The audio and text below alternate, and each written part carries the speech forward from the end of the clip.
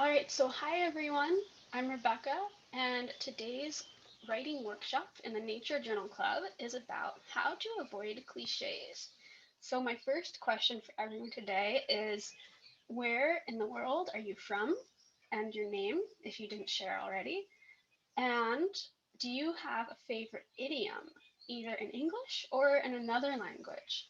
So, an idiom, as you might know, is a phrase that doesn't mean exactly what it sounds like. It's kind of a figure of speech.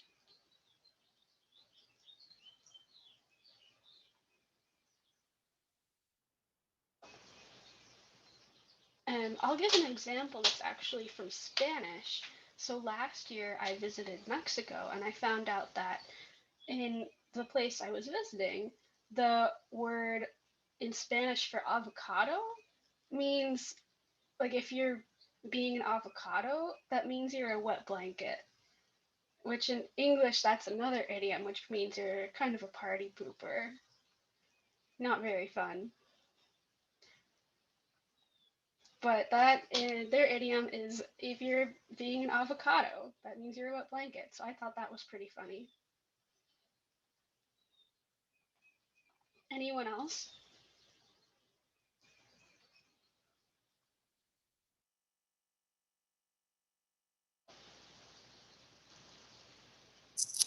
I'm sure I have plenty. I just can't think of any right off the top of my head because I'm quite a person who has a lot of sayings up my sleeve, but they just sort of come out. I don't consciously think of them.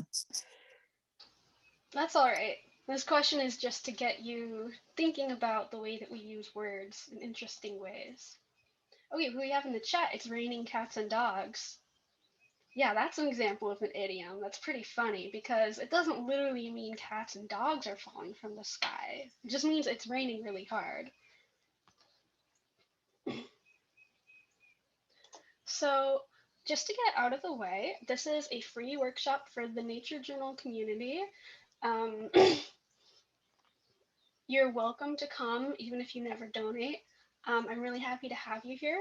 But if you are able to donate any amount, it's really greatly appreciated, and that allows me to keep offering free and low cost programs for the community. I also offer some programs on my own on my website. And something that I want to add today, I'm actually currently taking a course to become a National Geographic certified educator. And I think what I'm going to do is do a nature journaling workshop for part of that certification for kids around ages 8 to 10. So if you're interested, or if you know anyone who might be interested in participating in that workshop on Zoom, let me know, and that'll be coming up sometime in the next couple of weeks. So last time, because it was St. Patrick's Day, I wanted to find out about a naturalist from Ireland. So we learned about Mary Ward, who lived in Ireland in the 1800s and found all kinds of amazing wonders and through her microscope, and she wrote and illustrated books about them to help teach kids about how they could find wonders under the microscope too. So today's topic, like I said, is how to avoid cliches. So what is a cliche? And how are cliches similar or different from idioms? And why might we want to avoid using them sometimes in our writing? So why don't you take a minute to type your thoughts into the chat, and when I say go, press enter. Or if you're comfortable, you can unmute yourself and say something.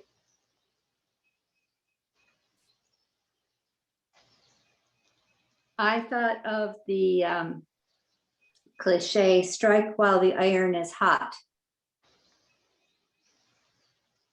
Yeah, that's definitely an idiom too. So something that doesn't mean what it literally means. And it could be a cliche. Oh, yeah. I'm clicking on what you're saying now. I'm sorry, Rebecca. I wasn't totally comprehending your instruction. Oh, that's okay. I did ask for idioms are there. Well, a cliche, I would think of being, an overused, phrase or an idea that's not original. It's just so overused that it lacks the punch anymore. All right, and if you typed something in the chat and didn't press enter yet, enter it now. So go. I can't do the chat fast enough in this iPad thing, but a good cliche is always a bridesmaid, never a bride. Yeah, that's a pretty well-known saying too. That's a cliche though, isn't it? Maybe I don't know what a cliche is. Yeah, so and a couple people also wrote in the chat, a cliche tends to be overused. A couple of you mentioned that just now. So that's exactly right. A cliche is some kind of phrase that has been used so many times that, like you said, it just lacks the punch. It doesn't really have any meaning anymore because people have said it and used it so often. Hi, Christian from Germany. You're muted if you're trying to say something. We can't hear you.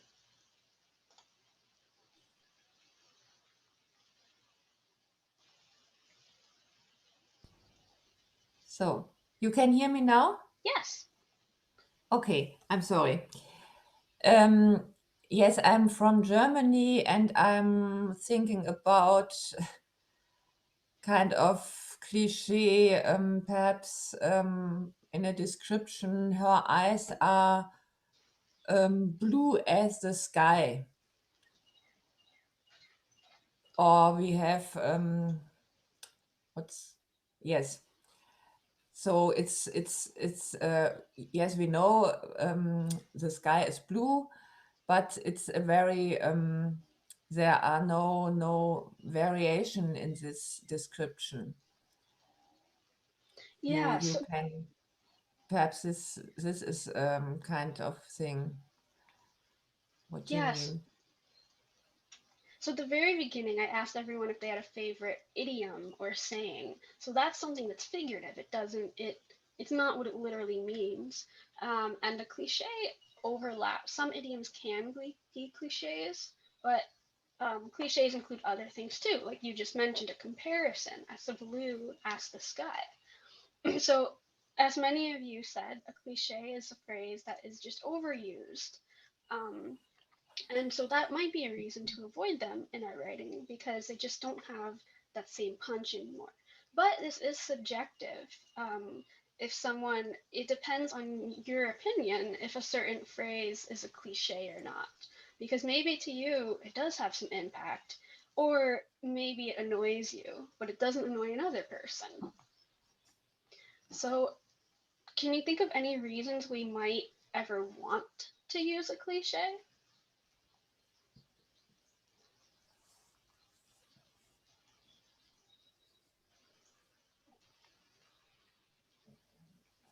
Yes, perhaps to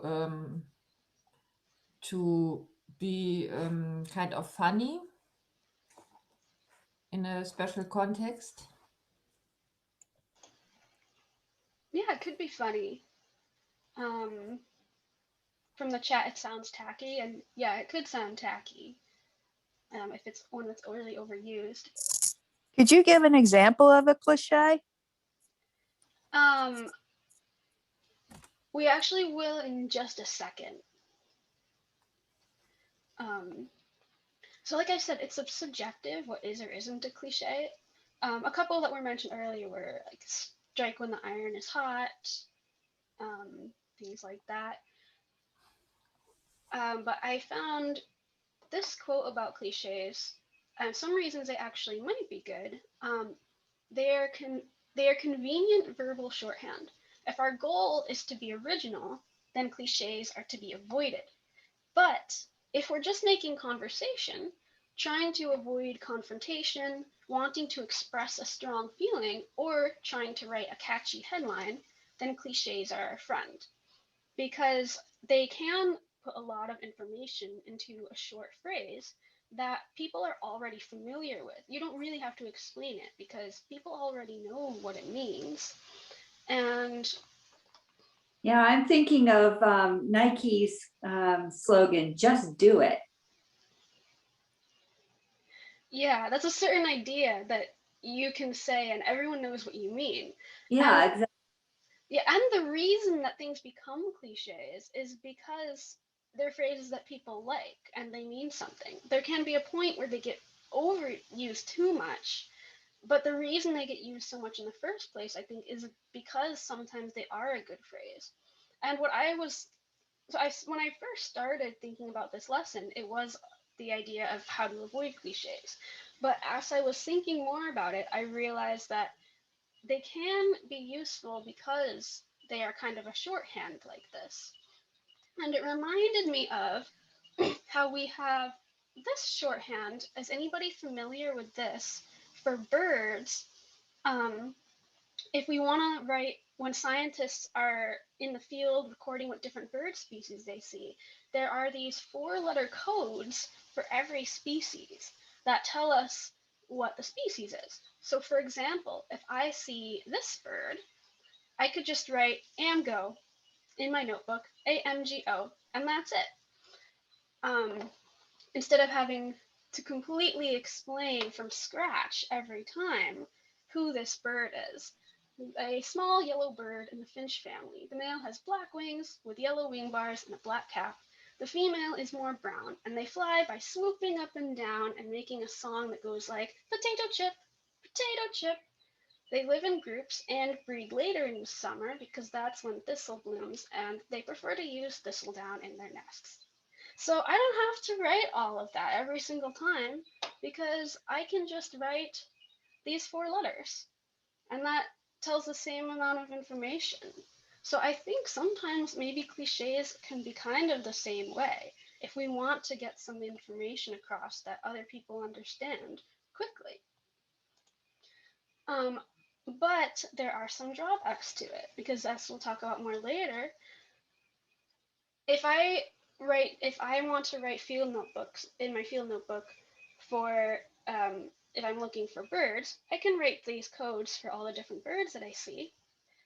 But that doesn't tell me anything when I go back to my notebook later about what they were doing or what this particular day was like or my own experience. So it does give a lot of information quickly, but it's limited. So this is from this is an exercise from a writing book I have. And so what I would like everyone to do right now is just take 1 minute to come up with an answer to finish the phrase here for all of these. And it will probably be pretty easy. There's only one that I actually had to look up because it was really obvious to me what word they were going for. So why don't you take 1 minute just to see what's the first word that comes into your mind to finish these phrases. So we have straight assin, quiet assa, warm assa, pretty assa, black ass, light assa, and busy ass.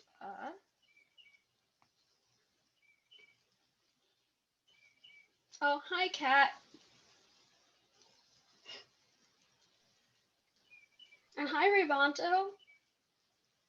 It's really good to see you here today.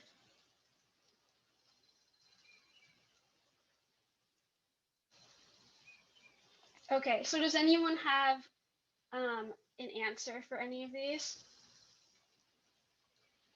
Straight ass, what do you think that, what's the first thing that you come up with? And don't worry if it's the right answer, I just want to know what you think of. Arrow. Yeah. How about quiet assa? Mouse. Warm assa? No idea.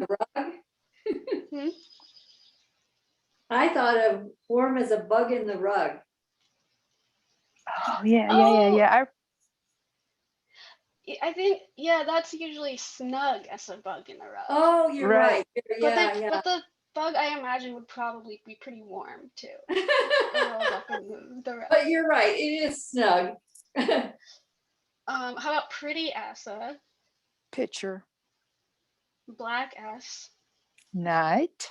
night, light Asa. Feather, Yeah, that's what I thought of too. And busy Asa. bee. E. Yeah, you guys all thought of the exact same ones that I thought of. Um, and yeah, warm as this was the only one that I had to look up too. I when I was just doing what I thought of, I came up with warm as a summer's day. I Well, looked that's out of poetry. apparently there's a old saying that's warm as toast. Huh. You know what? My mom used to use that. Now that I read it and think about it, I have heard that. Warm as toast. Yeah, Yeah. the book I got this from is from the 60s, so it might have fallen out of use, in which case it might not be a cliche anymore. But the rest of these, the fact that we all knew what they were, shows that they probably are cliches. So let's take a minute now and see if we could come up with any more interesting ways to end these phrases. So I'll give you guys 1 minute, see what you can come up with.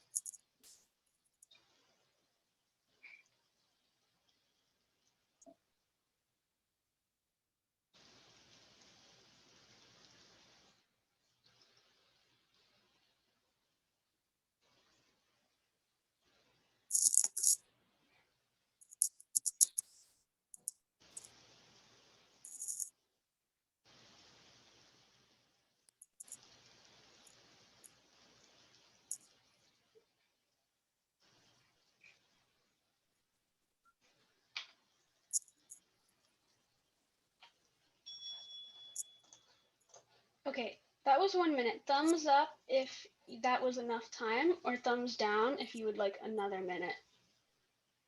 Okay, I'll give 1 more minute.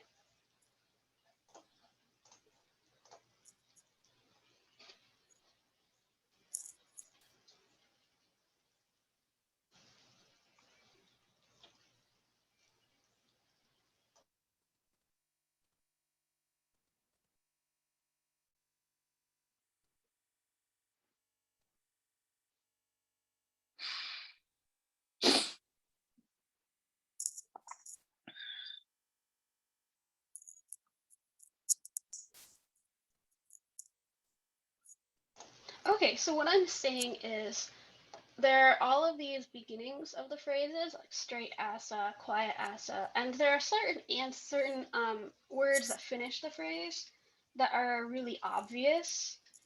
They're kind of well-known sayings, but can we come up with a comparison that's a little bit more unusual or more interesting? Does that make more sense, Rivanto? Okay, so that was 1 more minute. Um, thumbs up if you feel finished now, or thumbs down if you would like 1 more minute.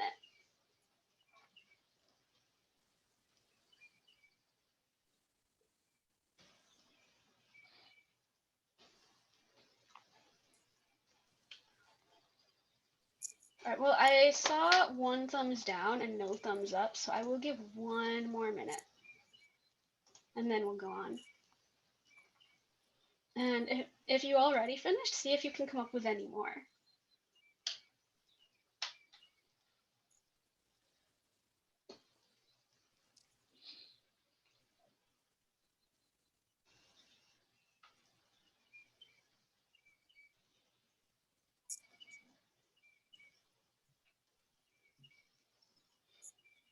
Yeah, I see yours in the chat. Thanks, Katya and Lana. These are some good ones.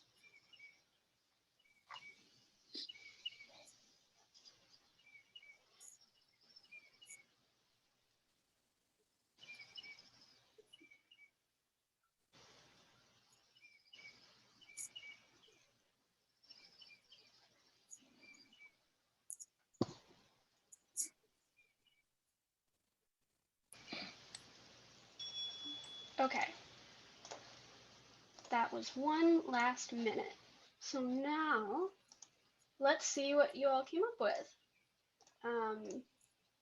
Ignore that. Okay, so straight as an arrow. What else did you come up with? I see Katya and Milana wrote straight as an airplane contrail. And can you all still see the slideshow here? That I'm adding your ideas to it. So did anyone else have one for straight ass? No, I can't think of anything that's straight in nature. I kept trying to put my head there and I couldn't think of anything. That's all right. Anyone else? Rebonto, are you raising your hand? Yeah, what about steak? Steak? Yeah, Do you mean like steak that you eat or like a wooden steak? yes, a steak, yes. Yeah, straight as a steak. That makes sense. Are you Katya or Milana? One and that mom. Straight, straight as a pencil. Straight as a pencil, yeah. And it doesn't have to be something from nature right now. Okay. Straight as a take. That's supposed to say a steak. We have A pencil. Road across the plains. I really like that one. Yeah, I do too. Anyone else for this one? cat. Okay. What about quiet ass? I think you said a cat in the chat. And that makes Quiet sense at because if a mouse is quiet, the cat also has to be really quiet to sneak up on the and mouse. stealth. Quiet as a forest before a storm. That's how you always know in the South where I'm from, how you always know it's going to rain because everything gets really quiet. And when you know it's not going to rain again, you hear the birds. It means the storm's over. Yeah. Because birds go to hide. Birds can tell the storm is coming, so they go to hide. And they know when it's not coming back. Like in the South, it might rain for 45 minutes and then it doesn't rain for another hour and then it comes back. But you won't hear the birds in that hour. But after it's done with all the storms, they come back and start chirping. Yeah. So is that it's supposed to be quiet as a soft breeze or warm as a soft breeze? Warm as a soft breeze, I think. Yeah. What else do we have for warm? Warm. What do we have here? Warm as an oven from the chat. Warm as asphalt. Rebonta, did you raise your hand? Yeah, what about warm as a microwave? A microwave. That's Or a good one. Or a heater. Sun-baked rock. All right, anyone else? Oh, hi, kitty. Cats are warm. Cats are warm. Mama did mitten. All right, any last ones for warm? Mitten. I can't hear you very well. Okay, pretty ass. We had diamond in the chat. Yeah, I did that. As what? My dad says pretty as a peacock. Pretty ass a peacock.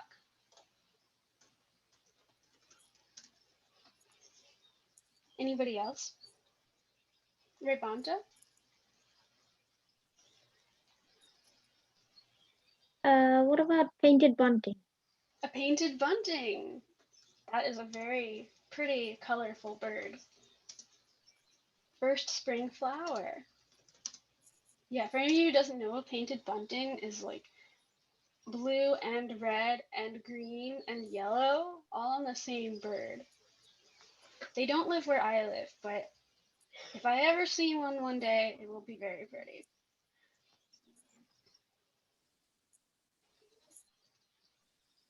Okay, what about black ass? Tar. Ray Bonto?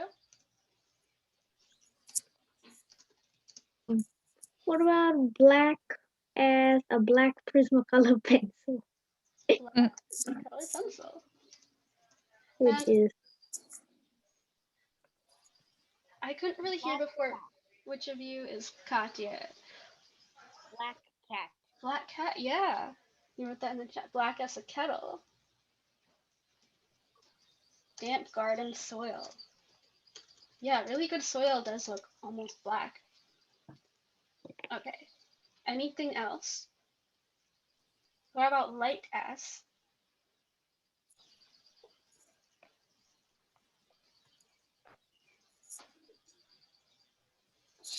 The morning sun. Oh, so you're taking that kind of the other way. Light not as in the opposite of heavy, but the light coming from the sun. Yeah, light versus darkness. Yeah, that's interesting. The word light could mean either of those things. Katya? Bird. A bird? I held a bird before and they're light. Yeah. Dew on a spider's web. Oh, I like that one. I like that one too. Ray Bonto? raisin. Light as a raisin? Yeah, they are lighter than grapes because they don't have the water, so they're not quite as heavy as grapes. Busy, not as a bee, but a beaver.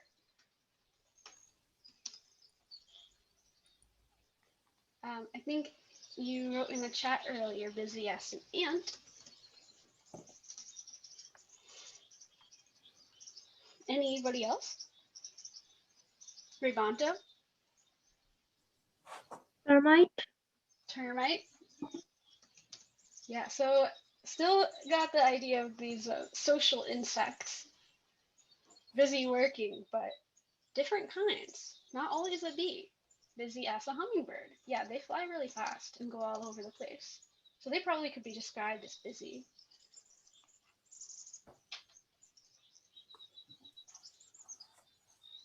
All right, any last ones for busy or for any of the others?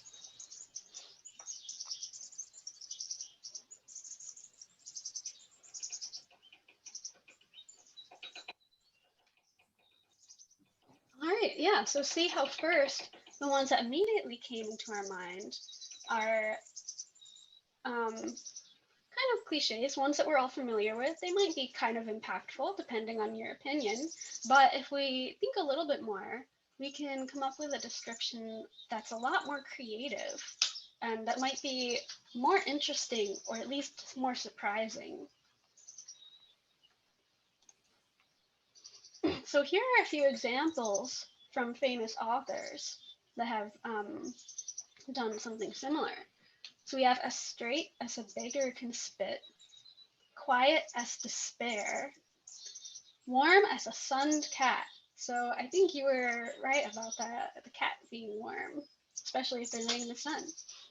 As hot as peppered brandy, cold as a dead man's nose, blacker than a raven in a coal mine, dark as a sullen cloud before the sun, light as a flake of foam, and busy as a cow's tail in fly time.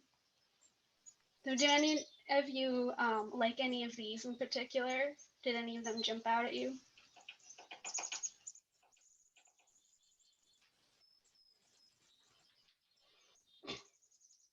So there's just a little inspiration from some more well-known authors of some more creative phrases and comparisons. So now let's all do a little bit of writing, and then we can all re-examine it and look at how we might make some of our descriptions a little bit stronger or more interesting. So in our first lesson, we, in the first workshop, for those of you who weren't here, we talked about writing to observe and writing to think. Because usually when we think about writing, we think of writing to communicate, especially for school. If we have to write an essay or if we have to write something for work, it's a lot about the grammar and the spelling and the format and all of those kinds of things. But writing is also a really important tool to help us learn. And so those kinds of things don't really matter so much. So you might be familiar with the nature journal prompt. I notice, I wonder, it reminds me of. So if we're writing to observe, we can write I notice. If we're writing to think, we can take those observations, the information we gather with our five senses, and think of questions and say I wonder, or it reminds me of, and that includes the kind of idioms that we've just been talking about. And we can also write to reflect on our experience, express our emotions, or to imagine something that we don't see right in front of us. Oh, and there's another one from the chat. Hey, Rebecca. everyone. It looks like I got think she's disconnected frozen. for just a second. I think it's I've Rebecca. been having troubles too. I think Can you it's guys on hear me Rebecca. again? Okay. Hear me again? Thumbs up. Better. Hear me again? Yeah. Okay, it looks like I just got disconnected for just a second. So, did everyone hear what I was just saying before I got disconnected? Let me pull the chat back up too, so I can see that.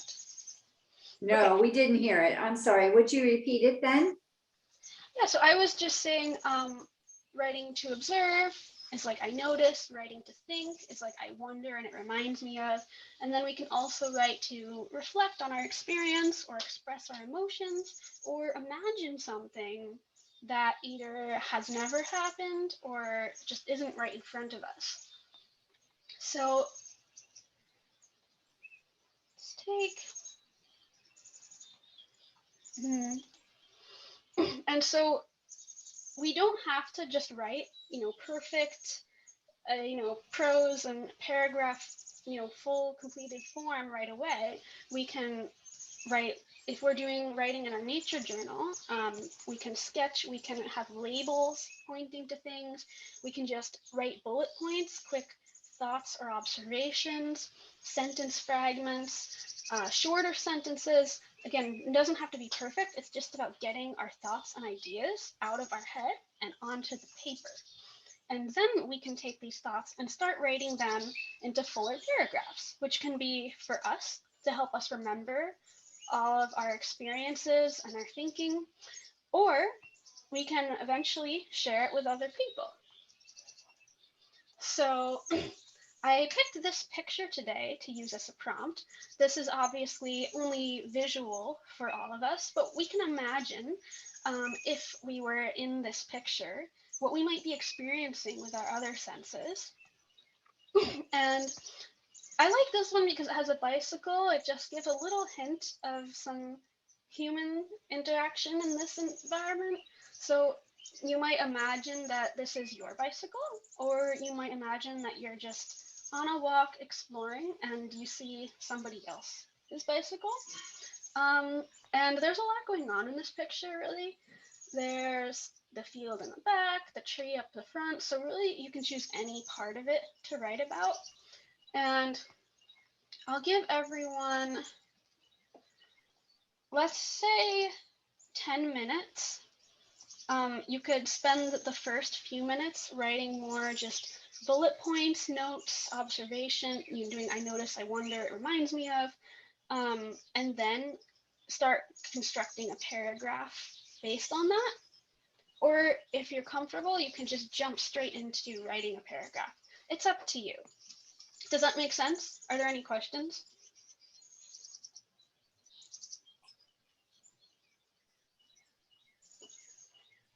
All right. let me know if you do have any questions, and I'm going to put a timer on right now for 10 minutes. All right. Ready, set, go.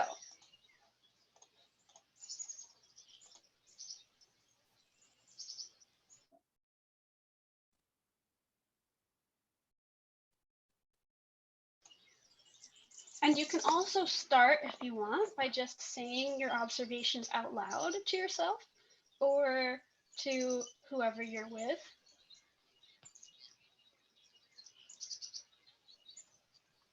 So for example, I might just start out by writing down, I notice the tree is tall. I notice the bicycle has a backpack in the basket. I notice the trail going out from the pavement, etc., etc. Whatever you notice that's interesting to you.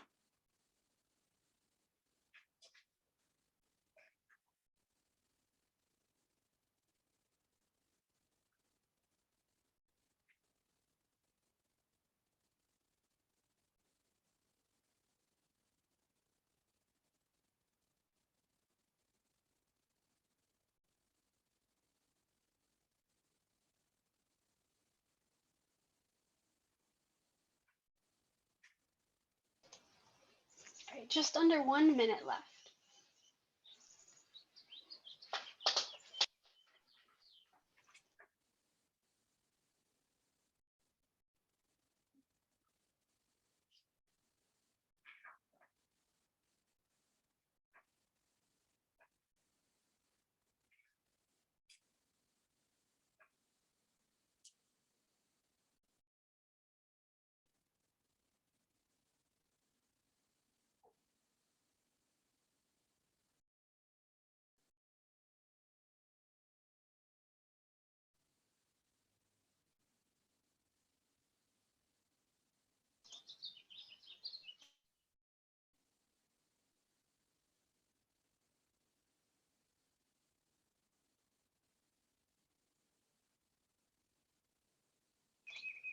Okay, time's up. How did that go for everyone? Did you manage to write at least a little something?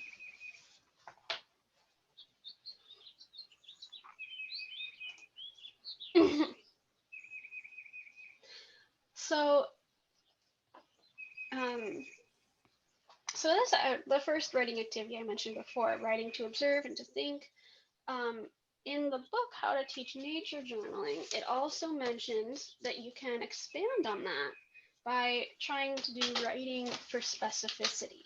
So just like writing to avoid cliches, it means how can we take what we wrote to make it even more specific? For example, if you wrote that the leaves were green, maybe it's not just green, but an intense yellow green. Or instead of orange, maybe it's the color orange of mac and cheese from the box. If you said, for example, that there were some dots on a leaf that you're observing, maybe you could be even more specific by saying there are tiny black dots about the size of the dot on the letter I, and there isn't really a pattern that I can notice about where they are. And being specific in our nature writing is really important for scientific discovery and observation. If we're using our nature journals to think in a scientific way, to learn more about the world around us. But it's also really important for our personal discovery, for documenting and being able to remember our own experience. So, for example, I've had the opportunity before to participate in some bird banding or ringing for those of you in Europe. And when people do bird banding, they take a really close look at the wings of the birds because it can help to figure out how old the birds are and all this information. But it's a very, very subtle. And there's this big book that bird banders use to tell them these differences. So, for example, instead of just saying that the bird feathers are brown, is it chestnut brown? Or maybe rusty brown? Or is it sleet gray? And what does that mean? And that matters because that could be the difference between if a bird was just born this year or if they're a couple years old. So it matters for science and it matters for our own experience and our memories. And again, this just depends on what our purpose is for writing, and that's up to you. So being as specific as possible is really great when we're thinking like a scientist and we're trying to learn as much as we can about the world or to document our experience. But if we are trying to write, to communicate and to share this with other people, we can't be specific about everything all the time because that would make for a very long piece of writing. Or if you're reading in a book, they can't be super specific about describing every single thing because then the book would be 1,000 pages long and we would all get very bored. So if we are writing to communicate with other people, we also want to be clear and to be concise. So again, it all just depends on your purpose for writing and what you want it to be like. So we only have a few minutes left, but there's a game from improv comedy. I don't do improv, but my sibling does. I like to watch it. There's a game called Shoulda Said, where people are just doing a scene and saying things, and then someone else says, should have said, and they have to say something different than what they just said. So for example, someone might say, I really like that bicycle. Yeah, I like it because it's red. And someone might say, should have said, and they say, I like it because it's blue. And should have said, I like it because it can fly. So of course we want to be a little more realistic, but if you want to be silly, that's okay too. So this is an example. When I'm writing in my nature journal, I don't worry about getting everything perfect all the time. If I have more than one idea about how I might like to phrase something, I just write both, or I write all of them. And then later, if I want to polish it up to share with someone, I can choose which one I like best. But I can come up with, as I'm writing in my nature journal out in the field, I can write as many different ways of describing something as I can think of. So this is an example from my nature journal from a few days ago. I was drawing, this was the first flower that appeared in my yard this spring, just got there. And I was saying, I wasn't sure if I wanted to say that it fills with color or bursts with color, because these ideas are similar, but they're kind of different. So I just wrote both. And you can do the same thing. So I was thinking if we might be running out of time for this, but I was thinking one thing that might be fun is if you write in your nature journal like how we just did, and then we could have someone else say, should have said, and you could come up with a different way to say what you just said. And then we can also, like we talked about aiming for specificity, take a few more minutes to take a look at what you just wrote and see if you can make any substitutions to either make it more specific, more descriptive, or if any cliches appeared in your writing, can you make it a little bit more original? So we only have about 6 minutes left before 1 o'clock. So would anyone like to play this game? Would anyone like to volunteer to read their writing? And would someone else like to volunteer to be the one who says should have said? Or do you just want to go ahead and share? Oh, Katya?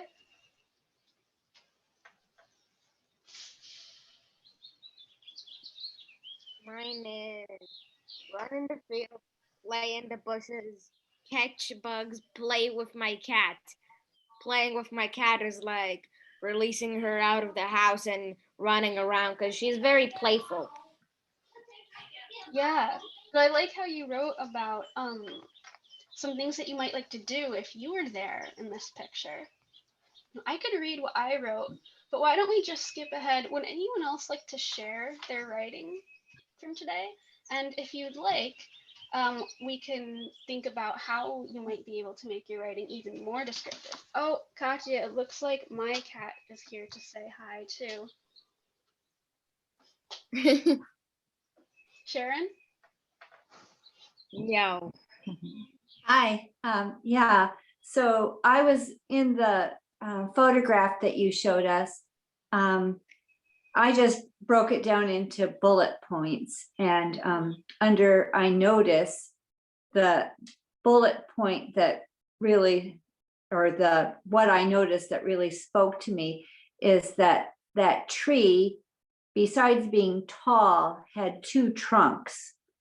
And then I switched the two to twin, thinking that was maybe a little bit more, that because they were emerging from the same set of roots, that they had the same kind of genetic background. So anyway, then I, under the I wonder part, and it reminds me of part, I wonder why two trunks formed.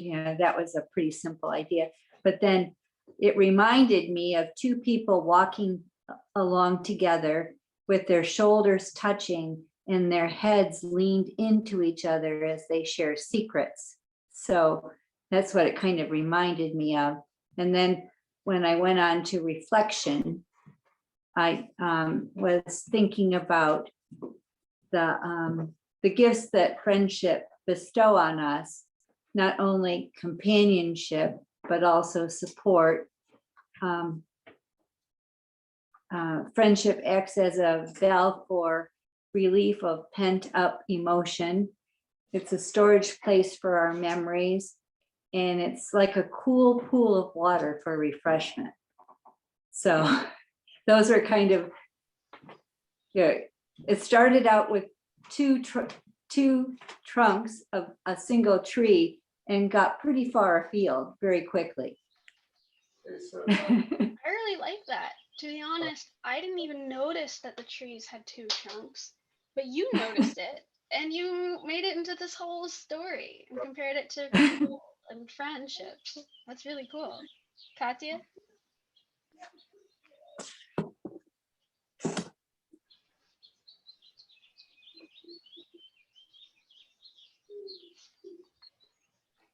Your cat loves the camera.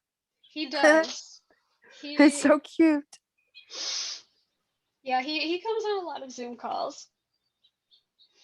Ray Bonto, did you raise your hand? What would you like to share?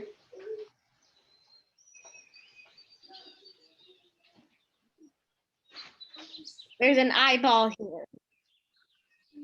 An eyeball? The branches of the tree are forming like a cat's eye shape. Oh, that's really Milan cool. is up Again, I didn't notice that. Thanks for drawing that on there. This looks like a river from above. Oh, and that's really cool because you're not just seeing shapes in the clouds, but you're seeing shapes in the negative space in the sky in between the clouds. And all these things, I did not notice these, but you did because we all What is notice this? different things. What's this? What's what? Is this a piece of garbage? Milan with the backpack. I think that's someone's backpack. That's how I interpreted it. This is Deborah. I'd be willing to share the paragraph I wrote, but it's super rough.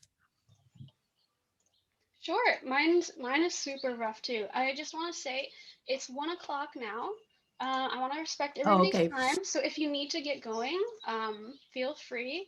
Again, if you are able and would like to donate something, I put the link in the chat just to make it easier. But no pressure at all. This is a free program. Do whatever makes you happy. And to those who have donated already, thank you so much. So it's 1 o'clock. If you have to go, you can, but I can be here for as long as anyone wants to keep going and sharing. And this will all be recorded. So if you'd like to see any of it later, it will be on YouTube. Ray Bonto. Thanks for coming, Katya and Milana. I hope you had fun. It looked like you were having fun.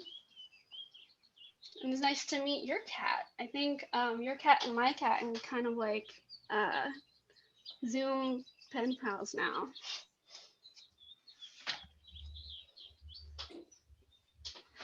Ray Bonto? Or Deborah, you just said that you would want to go, but Ray Bonto, I see you raising your hand. So do you have anything to say first? Yeah, I have what I wrote. Well, it's not much of a poem. It's like about the grass. It's a bit like one thing and then its opposite. What it's like. Yeah. Short as an inch, tall as a foot, green as lettuce, yellow as daffodil buds, light as the sun, dark as kelp, dull as chromium oxide, bright as hooker's dream. Rough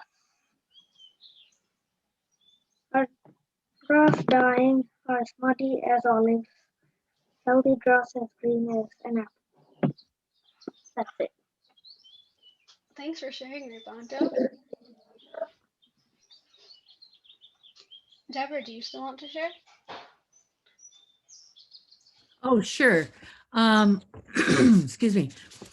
I came upon the perfect rest stop. The smell of the fresh mowed pasture filled my nostrils. I peered closely at my surroundings. What composed my view? A quail family skittered and slid under the bushes. As the lane curves away through the tall grass, I wonder where it leads, to a hideout in the distant trees, to a stable of rare thoroughbreds, to the ruins of an old homestead. And that's as far as I got. Great. And Twyla just left, but she wrote in the chat, the scene is a spring day, probably early afternoon. It's warm out with little wind. The smells are of newly blooming spring flowers everywhere. You may not see all the flowers, but you smell them in the air. Newly returning birds are busy nesting in the nearby trees. Squirrels are running around looking for last year's cache of nuts. Some are beginning to sprout into new trees. Looking at the clouds and the slight change in humidity in the air, you wonder when it will start to rain this afternoon. That's nice. And I would like to read you mine, but my cat is now sitting on it. So would anyone else like to share as I see if I can extract my notebook from my cat? Christian, am I saying your name correctly, by the way?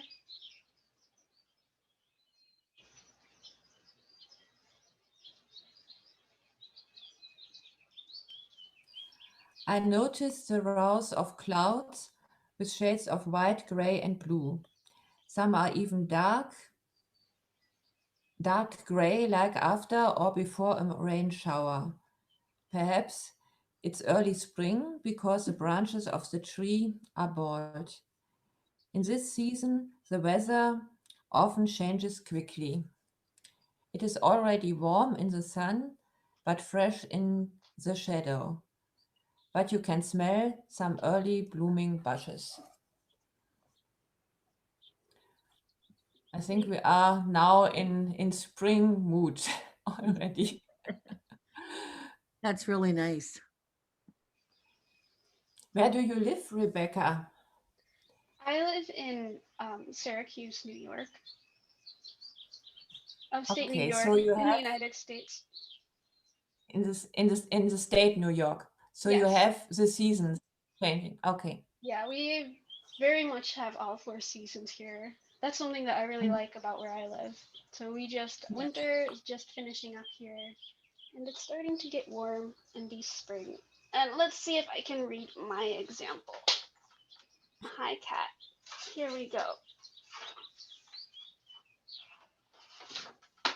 Okay. My notebook is gone, but it's got a bend in it now because the cat was just sitting on it. So mine is also very rough. I was just jotting down some notes basically about what I observed and what I imagined might be going on in this picture. So I wrote, the other thing too that you might not know when I read it out loud is that some of them I have little lines coming off the side. I thought of more things to add in later. So I kind of went back and forth. So I wrote backpack left on side of path, as though left in a hurry. Bluish hills in distance, mostly cloudy, cumulus, some blue sky. Tree with branches, looks fun to climb. Bushes, might a kid be hiding in there, looking for a lost ball, a bird nest, a geocache, to chase after another kid, or hide to surprise their friend? So that's kind of an example of what I was talking about with the should have said thing. It doesn't have to be one thing that we know right away is what we want it to be, just all the ideas I thought of. I wrote down. Are they hiding there right now, watching me? Big field, trees in distance. Might be some houses far away. I wasn't really sure there were houses back here in the picture. Dandelions in bloom, one is fluff. Tree branches reaching out, fingers stretched toward the sky. Back of backpack got sweaty as they were riding their bike. Blackbirds and meadowlarks burst up from the field, calling angrily when they are flushed out by a farm dog running through the tall grass. The bike wobbled a bit when the kid got off in a hurry and slammed the kickstand down with their foot. Spring is coming soon. I notice the bare tree branches. So again, that wasn't really pretty. It wasn't fully formed into a paragraph right away, straight out of my head. I just wrote down things that I noticed. And then if I took a little bit more time, I might craft these observations into a more complete paragraph or a story. So that's one big point I'd like to make to all of you, is that it doesn't have to be perfect. You can, because a lot of times when we read books, it might be easy to imagine that the author just sat down, started writing the beginning of the book, and then just kept writing until they got to the end of the book. And then the book was done. But it really doesn't work like that at all. So all writers have their own writing process. So you might, especially in your nature journal, if you're not trying to, write a published book, you can just start whatever words come into your mind, and then you can always go back and build off of it from there. So does anyone have any other writing that you would like to share? Any other thoughts about anything that we've talked about today? If you wanted to change something to your writing, how do you think it improves it? And then to wrap up, in your opinion, not my opinion or anybody else's opinion, are cliches annoying or are they useful? In what situations would you want to use cliches? And when would you want to avoid them?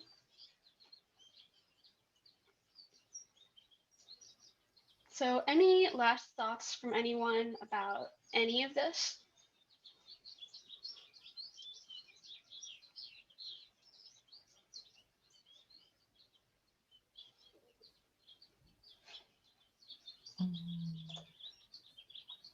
I think your approach to be more specific is, for me, it was very important in especially in connection to nature journaling. And you said it is also important for scientific use, and it's important for our personal memory when after some years perhaps we read and look at our journal pages, we can I think we can better remember what kind of day it was and what kind of experience we had. So that was interesting for me. Yeah, thank you. Because I was saying way back at the beginning, with these bird um, shorthands and codes, I have a bunch of old bird field notebooks where I have the codes and the number of birds that I saw, and that's useful data. Like if I want to enter that into eBird and to, have my observations be used for science, that's really useful.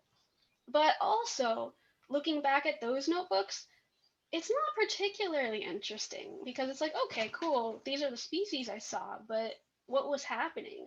What was I experiencing on that day? It doesn't really give um, the full story. It doesn't give as rich of a story or as rich of a memory as it could. So it can be useful for some things, but definitely getting more specific can help us. Deborah wrote in the chat, use them if they clarify, otherwise avoid. right? So if it does help us to get our meaning across, that's really helpful. But if it's just kind of a meaningless phrase that's overused and doesn't add very much, it might be better to leave it out or come up with something else to say. So any other thoughts about anything? And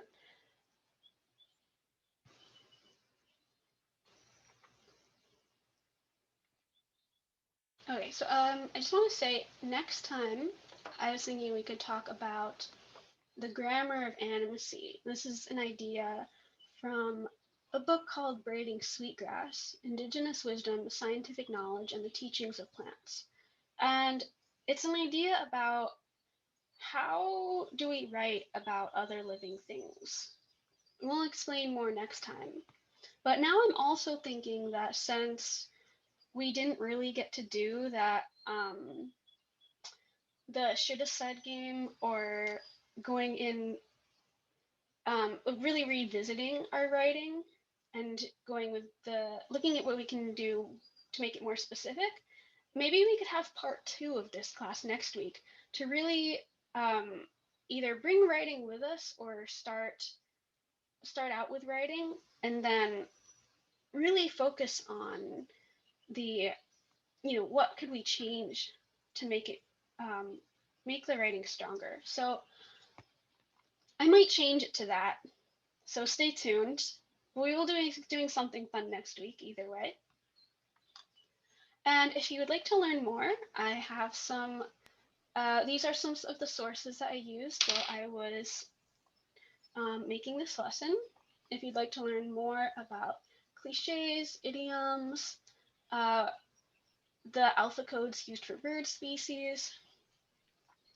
So again, this will be in the video if you want to visit any of these links. Where can I see this video?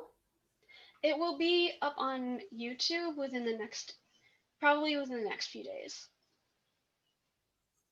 Under your name, do you have a YouTube channel? Yes, let me put the channel link into the chat. Thanks for reminding me. Thank you.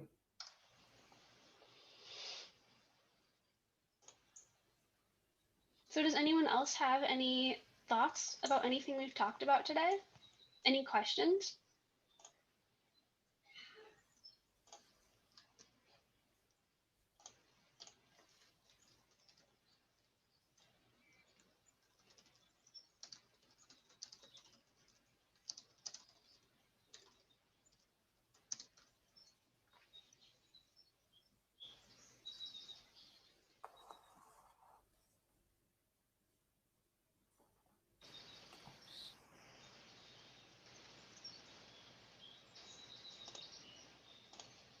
Anything else that you'd like to share?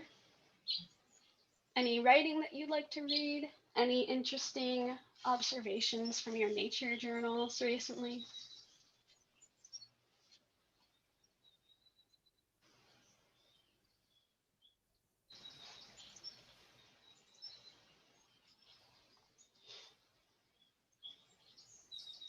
Ribanto, do you have any thoughts? Did you enjoy the workshop today? Thanks so much for coming. I've seen you at a bunch of other events. I'm really glad that you could be here. Thank you.